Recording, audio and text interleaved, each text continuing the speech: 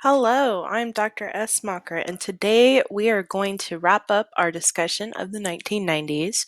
We're going to talk a little bit about 1990s culture wars, including the violent aftermath of culture wars. We're going to talk about scandal in the White House and the impeachment of Bill Clinton. And then we're going to talk about the election of 2000. So we're going to fully get out of the 1990s today. And then for our last session, next time we will be covering post 2000. So we'll be talking about the September 11th terrorist attacks in 2001, and then the war on terrorism and domestic responses to that. But that's more next time. Today, we got to finish up the 1990s. So let's get to it. So last session, we talked about a growing diversity within the United States because of shifting patterns of immigration, bringing in more Americans of Latinx descent, of Asian descent, of African descent from overseas. And we talked about how these changing demographics really started to shift United States culture. We're also going to see in the 1990s advances in rights movements for groups like Americans with disabilities, LGBTQ folks, and Native Americans. So, one of the biggest moves of the 1990s as far as rights movement was the passage of the first Americans with Disabilities Act in 1990.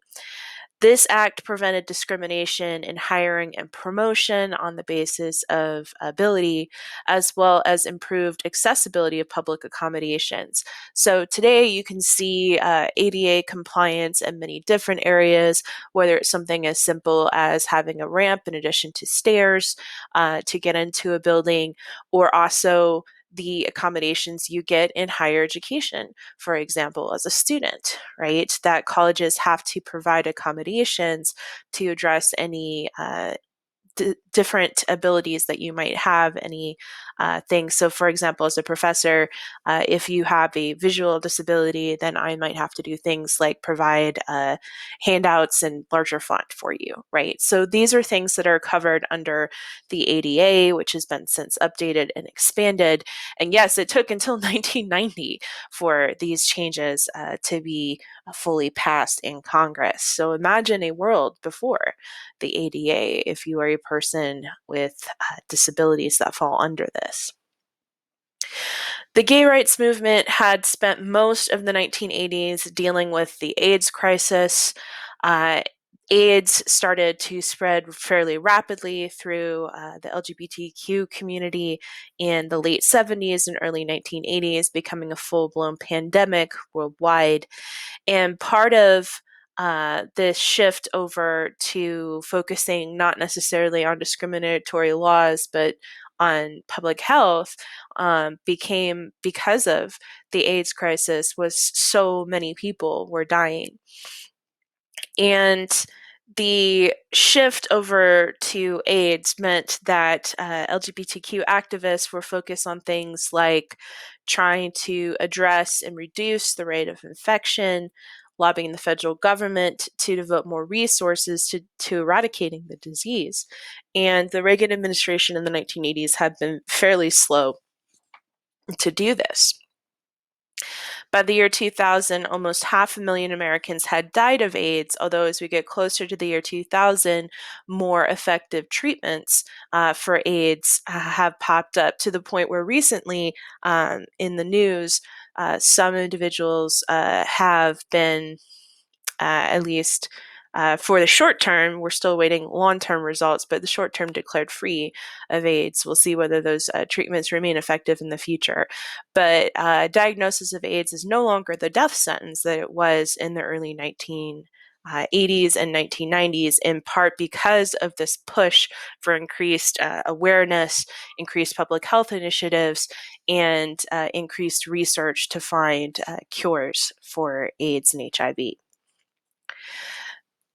Once the AIDS pandemic started to become far less deadly, the gay rights movement also moved towards trying to change perception of LGBTQ individuals, in particular with the notion of same-sex marriage. This first pops up in the United States in Hawaii when the Hawaii State Supreme Court becomes the first state to allow gay marriage, and this sparks a bit of a backlash nationwide because of this fear of the Supreme Court case Bear v. Mikey out of Hawaii in 1993, paving the way for same-sex marriage nationwide. So we'll talk more about that in a second. Native Americans are also on the rebound. In terms of numbers, more and more Americans are identifying Native American heritage on official government documentation, including the census. In the 2010 census, about 5 million people identified themselves as Native American.